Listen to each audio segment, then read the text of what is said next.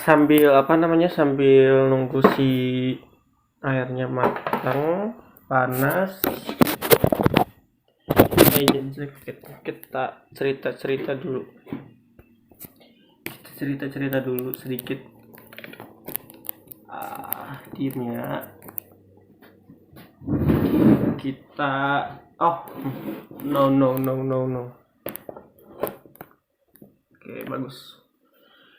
Kita cerita-cerita. Ya, gue udah kondisi di Jepang saat ini. Bukan kondisi di Jepang saat ini, kondisi gue sih lebih ke pekerjaannya gimana, terus mental di tempat kerja gimana, hidup di sini gimana, totally lah semua lah, kehidupan di sini kayak gimana buat diri gue gitu kan.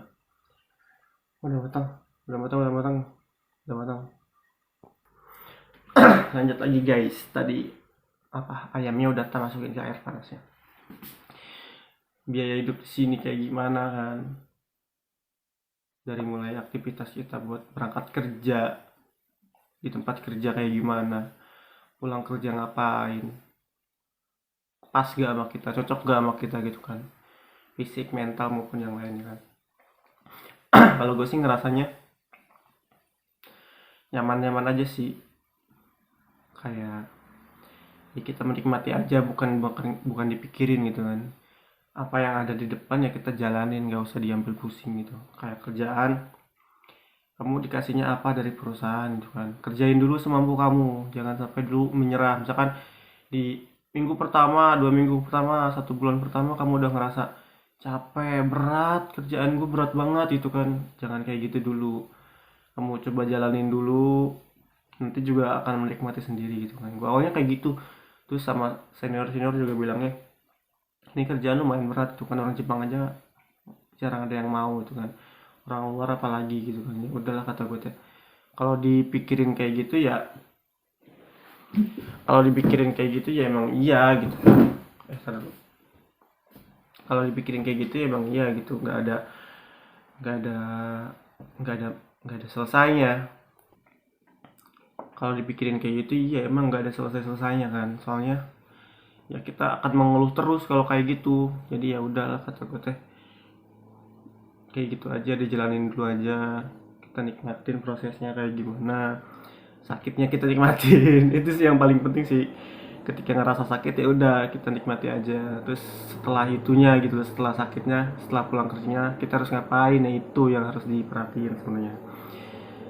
nah nah awal-awal gue cerita gitu ke orang tua, ngobrol tentang kondisi kayak gini, ya gimana kata gue, karena ya udah kata gue teh, nikmati aja, jangan ngeluh dulu kayak gitu.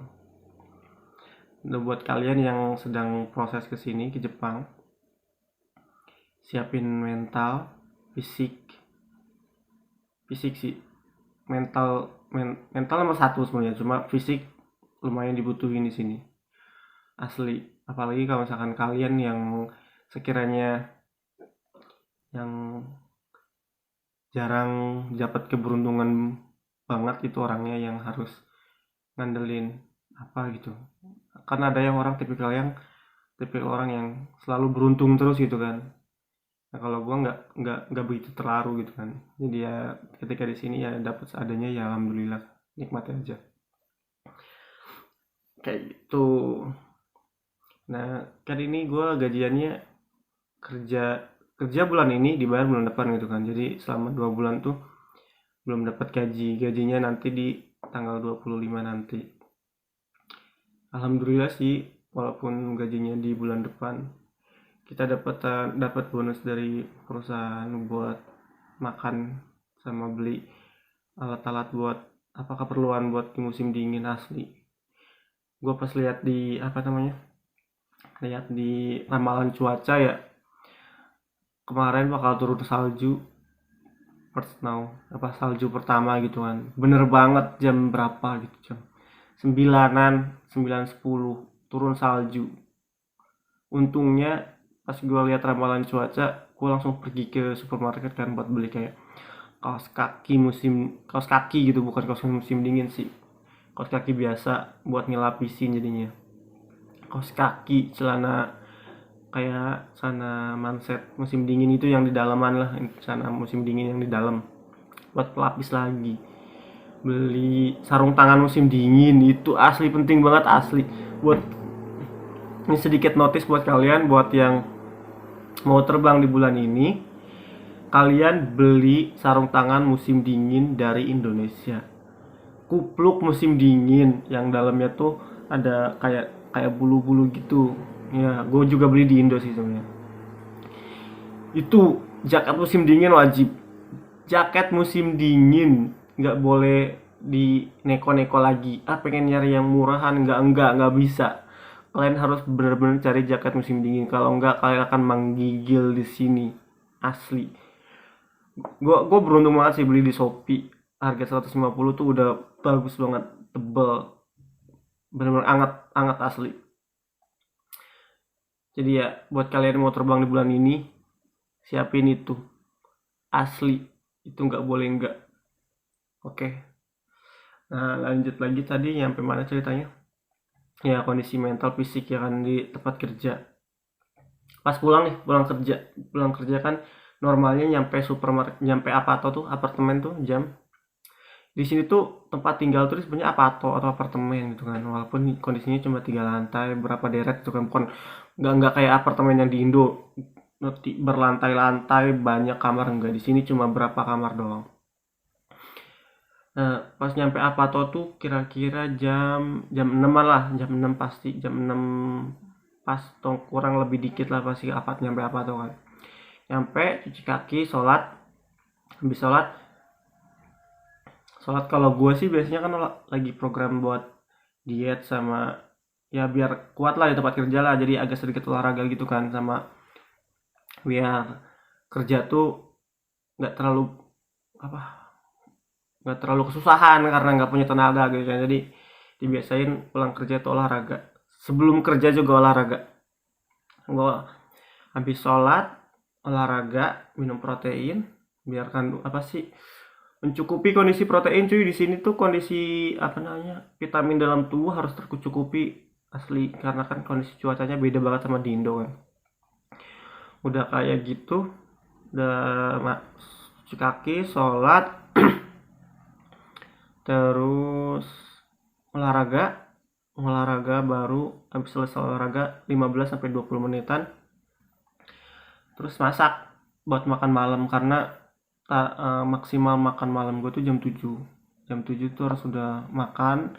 Jam 7 ke atas tuh udah nggak boleh makan lagi, jadi cuma minum air putih doang kan.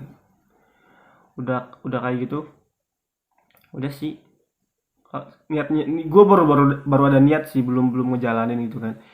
Pengen belajar lagi, N4-nya diulang lagi, nanti tahun depan ikut JLPT buat N3-nya. Jadi udah fokus tuh, udah ngulang di N4, habis itu